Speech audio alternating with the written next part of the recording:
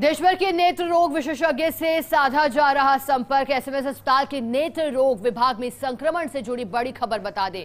Pseudomonas संक्रमण की जड़ तक पहुंचने की कवायद तेज हुई है। अब तक कुल 43 वस्तुओं के सैंपल लेकर भेजे गए जांच के लिए लैब। ऑपरेशन थिएटर के उपकरण, फ्लूइड, दवा, एयर तक के सैंपल लिए गए। पूरे मामले में देश के सीनियर नेत्र रोग विशेषज्ञों की राय ली जा रही है। एम्स के सीनियर नेत्र रोग विशेषज्ञों के अलावा अन्य बड़े चिकित्सकों से भी परामर्श मांगा गया है। अब पूरे मामले में मेडिकल कल्चर रिपोर्ट के आने का इंतजार है। इसके बाद ही बैक्टीरिया के सोर्स का पता लग सकेगा। 70 में से 17 मरीजों में फैला है ऑपरेशन के बाद आंखों में संक्रमण। और इस पर हम इसलिए बात कर रहे हैं क्योंकि ये केस जिसने सभी को चौंकाया था।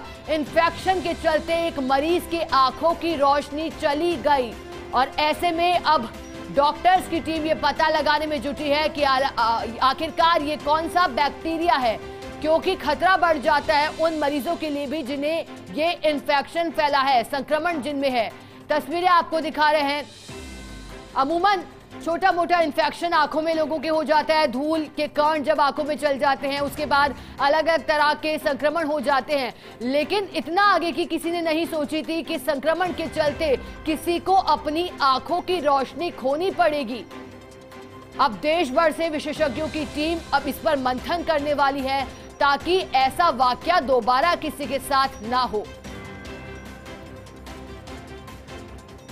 पूरा मामला क्या है एक बार आपको बता देते हैं। एसएमएस अस्पताल के नेत्र रोग विभाग में संक्रमण से जुड़ी बड़ी खबर। स्यूडोमोनास संक्रमण से पीड़ित मरीजों से मिलने पहुंचे अधीक्षक डॉक्टर अचल शर्मा। नेत्र रोग विभाग के एचओडी डॉक्टर पंकज शर्मा ने एक एक मरीज के बारे में फीडबैक लिया। मरीजों से मिलने के बाद फर्स्ट इंडिया से खास बातचीत भी की। बातचीत में बोले डॉक्टर अचल शर्मा, अस्पताल में भर्ती सभी मरीजों की हालत अभी स्थिर है।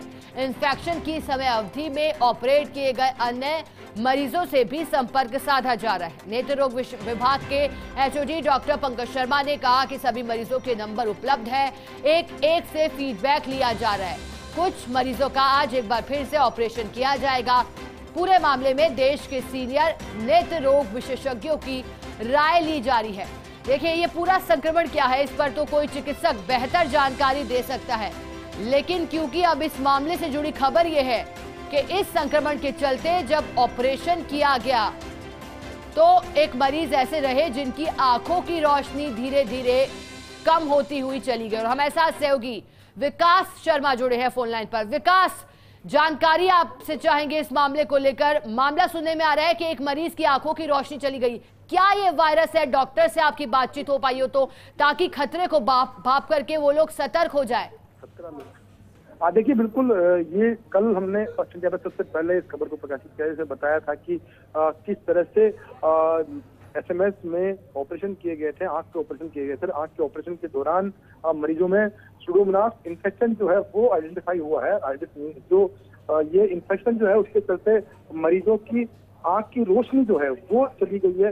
करीबन 50% मरीज ऐसे जिनकी आंख की रोशनी चली गई है और 50% मरीज ऐसे जिनकी आंखों में भी स्वेलिंग है, साथ में आंखें लाल हो चुकी है। तो ये काफी गंभीर इशू था और इस पूरे मामले को लेकर के जो एसएमएस मेडिकल कॉलेज और एसएमएस अस्पताल के जो डॉक्टर्स हैं उन्होंने देश भर के जो नेत्र रोग विशेषज्ञ है, बड़े नेत्र रोग विशेषज्ञ है, उनसे भी संपर्क साधा और उनको पूरा घटनाक्रम जो है वो जानकारी दी है। साथ में उनसे परामर्श मांगा है कि आगे अस्पताल प्रशासन क्या ऐसे रुख अपनाए जिससे कि जल्द से जल्द जो इन्फेक्शन है, जो बैक्टीरियल इन्फेक्शन जो फैला है, इसको कंट्रोल में किया जा सके। साथ में उसको सोर्स कैसे पता लगाया जा सके, ये तमाम तरह की चीजें इसको लेकर प्रयास जारी है। कुछ ही देर पहले अस्पताल अधीक्षक डॉक्टर अचल शर्मा, साथ में एचओडी पंकज शर्मा जो है वो जो वार्ड है वहाँ पहुंचे थे। वहाँ तमाम जो मरीज भर्ती है, 17 से 18 मरीज जो भर्ती है, उन सभी से उन्होंने हालचाल जाना है, साथ में उनका फीडबैक जाना है। इसमें एक अपडेट मैं आपको और दे दूं कि कुछ मरीज ऐसे हैं जिनका आज एक बार फिर से दोबारा ऑपरेशन होगा।